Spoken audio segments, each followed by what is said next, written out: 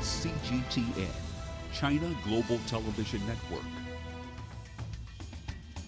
A visit by the U.S. House Speaker Nancy Pelosi to Taiwan has pushed a globe already teetering on the brink of a precipice closer to the edge. Critics have labeled her visit as reckless, unwarranted, and provocative. China has reacted by mounting a series of air and water live fire drills within reach of Taiwan, an island recognized as part of its territory under the One China policy. This week on the show, we look at the reasons behind her visit, why China has reacted so robustly, and what this could mean for delicate international relations. I'm Beatrice Marshall. Welcome to Talk Africa.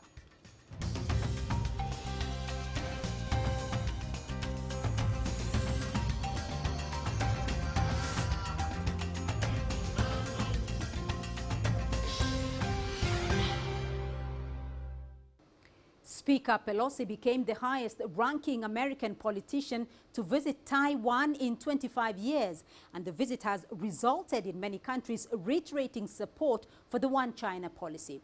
Before we begin our discussion, let's listen to some reactions from world leaders and the United Nations. The United Nations has reiterated its support for the One China policy, noting that it follows the UN General Assembly Resolution 2758 of 1971. We go by the official policy of the United Nations on this issue, which is that we are guided by the General Assembly Resolution 2758 from 1971, recognizing One China. Singaporean Foreign Minister Vivian Balakrishnan says it is Singapore's consistent and clear-cut stance to abide by the One China policy, while pledging the country would not deviate from this position. He adds that Singapore unequivocally opposes Taiwan independence and hopes to maintain peace and stability across the Taiwan Strait. The Qatari Foreign Ministry issued a statement reaffirming his country's support for the One China policy. The statement also stresses that the norms of international law, such as national sovereignty, should be respected. The Maldives Foreign Affairs Ministry says the nation has always firmly adhered to the One China policy as the political basis for relations between the two countries, and will continue to uphold this position in international affairs. Some also point out Pelosi's visit to Taiwan as a deliberate provocation by the United States. Former Italian ambassador to China, Alberto Brodannini, says the U.S. deliberately creates tensions across the Taiwan Strait, trying to undermine the stability and development of China. He adds that in response, China should firmly uphold the basic principle of One China.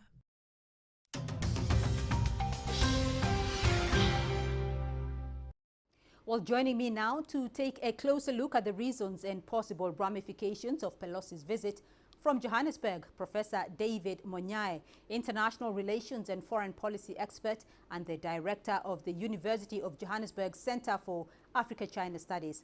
From Beijing, Professor Wang Yiwei, School of International Studies, Renmin University of China.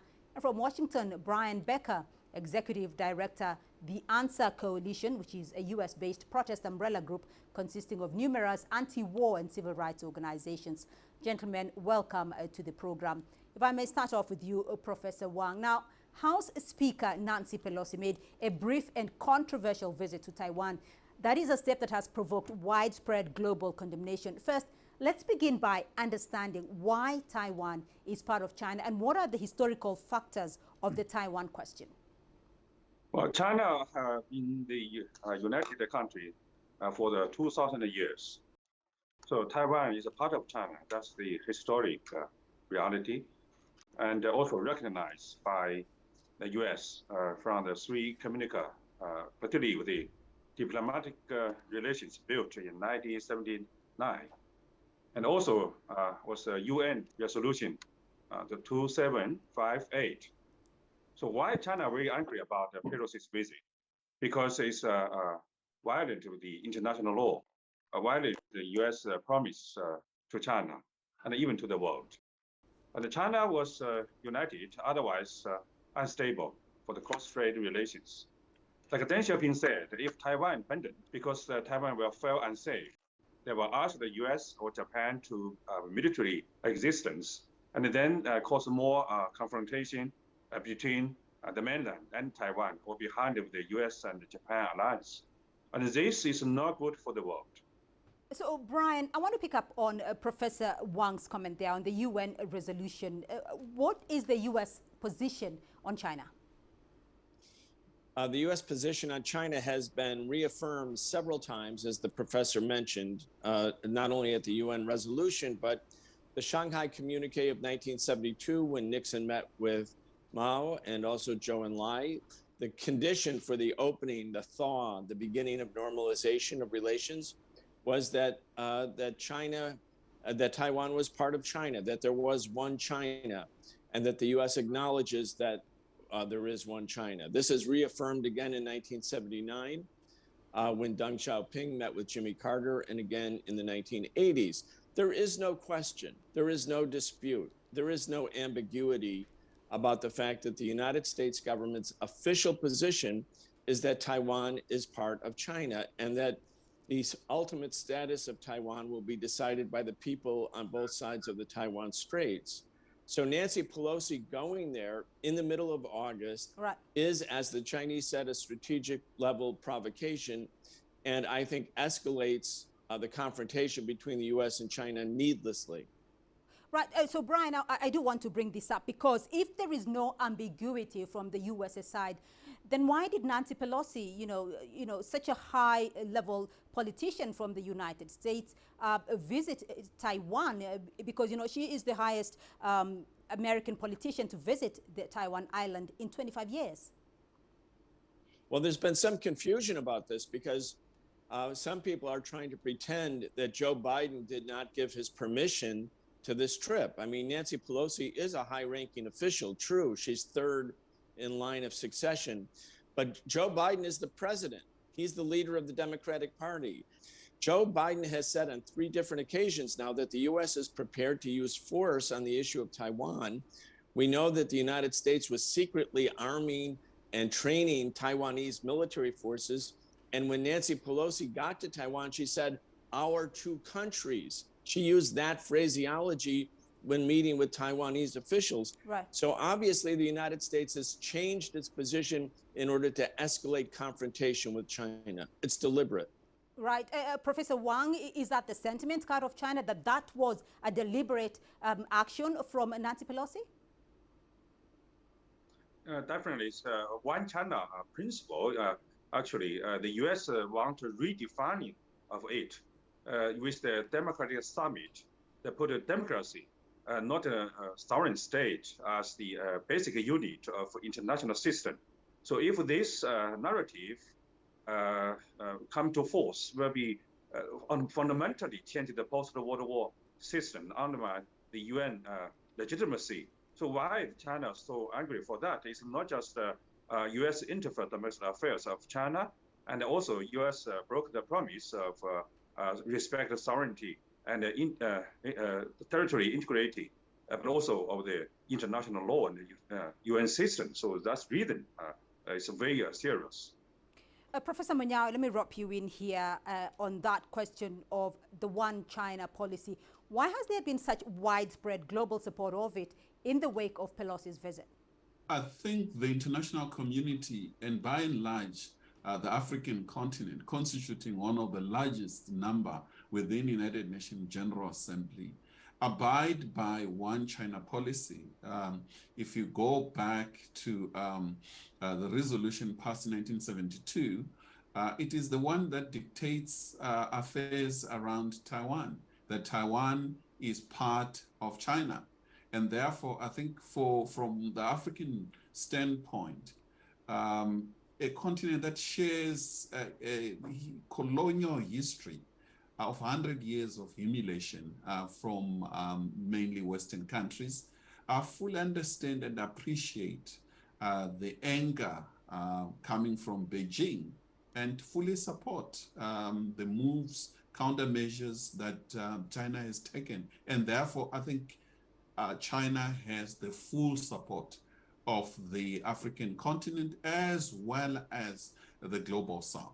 Do you think, though, that the U.S.'s reaction in the aftermath of Pelosi's visit, what's your view on that? The United States, I fully concur with my colleague that there's certain moves that are quite confusing, reading it from a distance, taking place in Washington. There's just a general internal U.S. politics, domestic, which President Biden is playing to. And number two, if you look at the bills that are passing through both houses, indicates that there is an intention on part of the United States to change the status quo. That's one. And try to redefine international relation, unit of definition, what constitutes a country. Notion of democracy is being added. And therefore, these are worrying factors indeed. Professor Wang, what's your thoughts, though? And do you feel that China has reacted very robustly? I think if China not responds very actively, and then the U.S. Can rewrite international order. And today, if there's no UN system, so many actually colonized by the West. And then if the UN system collapses, and then we will come back to the 75 years ago.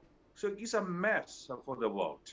So that's the reason I think China is not just a defend for our dignity and of our national security and interests, but also international law and the international actually promise and the international morality. Brian, so China has sent its message, and quite strongly at that, but what have been the consequences of this visit, though, for China-U.S. relations? Well, again, we don't know with certainty, but it certainly makes the relationship more difficult. China suspended, at least for the time being, a number of U.S.-China agreements to have discussions on a number of issues: military issues, intelligence issues, narcotics issues, climate change. China suspended those discussions. I mean, China made it very, very clear that not only is it unhappy, but it's willing to act. But I do want to mention to our audience here that Nancy Pelosi issued an op-ed in the Washington Post, which was published the moment she arrived in Taiwan. And she compared her visit to Taiwan with her recent visit to Zelensky in Ukraine. She said she compared the two. Now, putting her trip to Taiwan in the context of an actual live war in Ukraine shows that Nancy Pelosi is attempting to sabotage all the existing sort of architecture that has built a U.S.-China cooperation over the past 40 years. So it's not even just one China policy, even though that's the center of it. Again, very, very recklessly provocative. And again, to what end? It's because she wants to change the political discourse and the assumptions about U.S.-China policy. So we're going to look at the global ramifications in a moment, but for now we're going to take a short break. When we come back, we'll take a closer look at the UN's role in diffusing a tense global situation and how this standoff may affect Africa. To stay with us.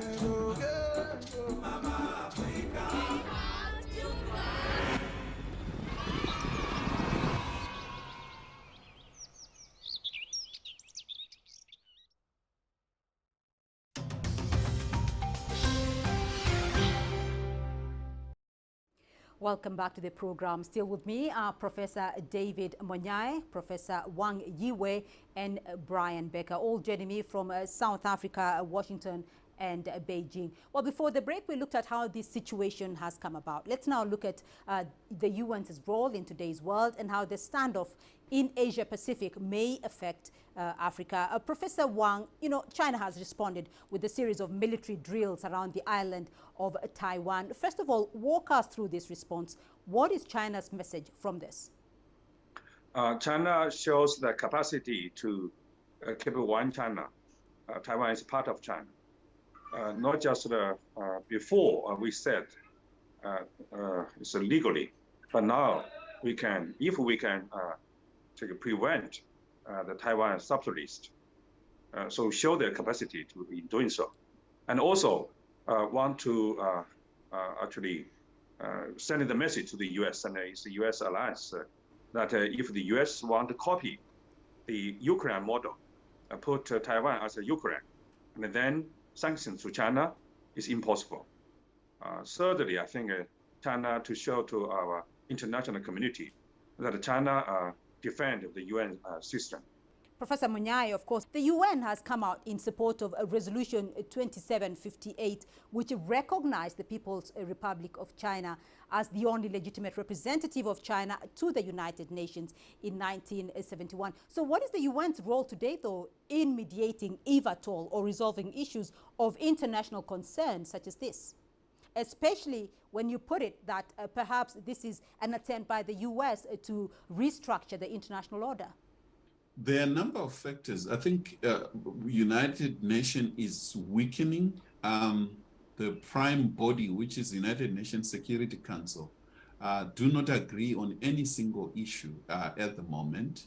And therefore, if we look what happened with Russia-Ukraine crisis, we saw United States moving from United Nations Security Council to General Assembly, which is an unusual and the votes that has taken place. We see similarities in terms of a tendency to operate outside legitimate international multilateral structures. And that is increasingly the buildup of alliances that we have noticed. And therefore, the United States seem not to be really moving in with all members of United Nations in terms of establishing peace and security in the world. And I think the core of all this is the extraterritorial role of NATO. We saw in 2011 a move in bombing Libya, and we see it's moving to Russia, and indirectly there are similarities of an extension of Asia, NATO-Asia look like in a way to limit the movement and growth that is taking place in China. Right. Brian, let me get your response on that the U.S. is not moving with the rest of the world in establishing, or maintaining peace in the world. What are your thoughts?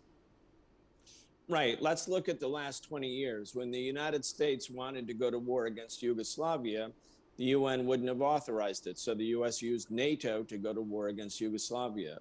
When the United States wanted to go to war in Afghanistan, it was able to secure NATO, even though NATO stands for North Atlantic Treaty, and Afghanistan is clearly not part of the North Atlantic.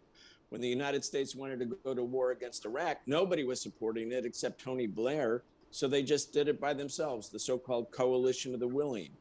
Then 2011 with Libya, the UN authorized the Resolution 1973 authorized the use of force, but the UN had no appetite to go to war in Libya, so the US used NATO. Again, as soon as the world says no in multilateral institutions to a US desire for confrontation, the US just ignores those institutions and says, okay, we'll do it by ourselves. So in a way, multilateralism simply is a matter of convenience for US foreign policy, and that's the problem. What the world needs is genuine global cooperation between major and smaller countries in order to maintain peace and climate sustainability. The US is going in the opposite direction. Professor Wang, is that the feeling from Beijing that Washington has become a threat to peace? From my understanding of the US, if U.S. cannot take a leading role or dominant, they will withdraw from the multilateralism or international organizations, even globalization. When the Americans think about it, globalization benefited China more than the U.S.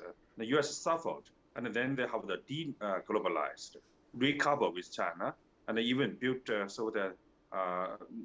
so-called chips 4 for the Taiwan, South Korea, Japan, and the U.S. as the CHIPS alliance, and they want to bypass, make Taiwan as the international player, and also want to contend with China's rise of the high technology. So that's, I think, is we said when we saw the U.S. so-called the multilateralism is the American-led multilateralism, like NATO, or the new Indo-Pacific framework. So it's not the only legal multilateralism. It's a UN-led international law and international system. Professor Munyai, of course, Africa is watching this with an understanding of the implications, given that both powers have an operating presence on the African continent, both the US and China. What is Africa's understanding of the situation, and what is Africa's response? I think this comes, the last 2 days we had the Secretary of State of the United States, Antony Blinken, was in Pretoria, and he had moved to DRC and Rwanda. The same message with the new US strategy on Africa tends to speak ill of China and Russia, putting them together, and use democracy in a very divisive way, that dictating to Africans in terms of what they should not do, who should be their friends. And these are worrisome developments. And the other factor is the buildup of military bases that the United States, while it is surrounding China with military bases, there are moves on the African continent where the United States is spreading its military bases and at the same time prevent any possibility of China or Russia doing the same. The African continent is quite clear. It is totally opposed to any foreign military on the continent.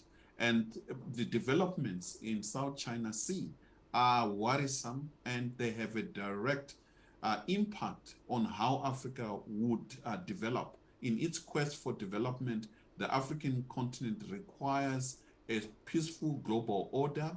It requires the United States as the most powerful economy in the world, and it requires China.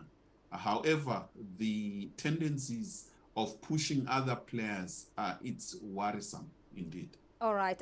Coming back to you, though, Brian, because coming back to the ramifications here and what effect this has had on US-China, but also the wider global effects, because having announced that it would be holding a dialogue with the US in several areas, including between, the theater level, military commanders, and regarding the climate crisis, what does this imply, though, for the wider global stage?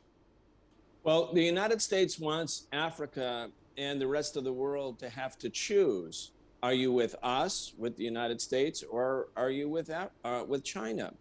And China has been organizing its international policy, especially with the Belt and Road Initiative, around the idea that China's development, China's rise peacefully, and China's interaction, say, with Africa or other countries, isn't at the expense of the United States. It doesn't have to be viewed as an existential zero-sum game. The Chinese use the formulation, it can be win-win. And that sounds very attractive to Africa. It sounds very attractive to most people in the world who want to be able to develop infrastructure, who need international credit, who want terms that other than those imposed by Western countries on Africa or Latin America or Asian countries, which are extractive and exploitative and dominating. So the rest of the world wants this. And the US wants to sabotage their ability, independent third countries' ability to have independent relations with China. And I think escalating everything to a boiling point and creating this pressure cooker is designed to put pressure not only on China, but on those countries that want to have relations with China, diplomatic relations, economic, political, and in some cases military, even though that takes a big back seat. Right. I want to get your winding up comments, gentlemen, and I'll start off with you, Brian. Let's look ahead. How do you see this unfolding? I think, unfortunately, things are going to get worse, not better. And I think that's because the U.S. does have a consensus position about confrontation with China. The guardrails in the long-term relationship, the Shanghai Communique was signed 50 years ago in February. That's being torn down piece by piece, incrementally. But the big context is the U.S. is preparing for major power conflict. Why? Because the U.S. feels that unless it uses military force and bullying, that China and other countries' rise in the world will be at the expense of U.S. hegemonic domination, which has been a cornerstone of U.S. policy since 1945, when the U.S. assumed the mantle of the leading power in the world. Now, this is the thinking of the military-industrial complex, maybe Wall Street. It's not the thinking of the American people. So here in America, we're doing what we can to promote better relations with China, not to have a sort of fatalistic attitude and say, oh, it's going to get worse and worse and worse and ultimately lead to a confrontation in the Pacific. But that said, I think this is the actual direction that the U.S. is going in, not because they want a war, but they want color revolution in China, and they want the rest of the world to genuflect before American power at a time when the rest of the world just won't do that. Professor Monyai, your thoughts? I think in addition to what Brian has mentioned, there are bills that are going through Congress. Yeah. One is on changing the status quo, whether that passes or not in terms of one China policy. And then there are quite a number of others have been passed, such as the CHIP Act, and a number of them in terms of when it comes to Africa. One is not yet passed, but it's worrying, is anti-China tech companies on the African continent. The biggest worry we have is the theater of South China Sea. There's a lot of militarization build up in that part of the world, and we either have an accidental war or excitement by anti-China forces, successionists in Taiwan, that might force Beijing's hand to move in a possible war. So we really don't know when, but it's something that we can all wake up and face a totally different world order. Professor Wang, your final thoughts. What lies ahead? I think China has 5,000 years of the civilization. We are very patient. We will not just hope, actually, we will finally unite mainland with Taiwan peacefully, but we also prepare and has the capacity to show that if U.S. want to separate Taiwan from the mainland, violate the principle, not the promise of international law. Gentlemen, thank you very much for your insights and great discussion there. But that's all we have time on this edition of Talk Africa. A big thank you to all our guests, Professor David Monyai, International Relations and Foreign Policy expert and the Director of the University of Johannesburg Center for Africa-China Studies, Professor Wang Yiwei, School of International Studies, Renmin University of China, and Brian Becker, Executive Director, the Answer Coalition, which is a US-based protest umbrella group consisting of numerous anti-war and civil rights organizations. Well, remember, you can be a part of this conversation online through our social media handles on Facebook and Twitter. You can also catch the show on our YouTube playlist. Do keep the conversation going and join us again next week for more Talk Africa. For me, Beatrice Marshall and the team here in Nairobi, until next time, goodbye.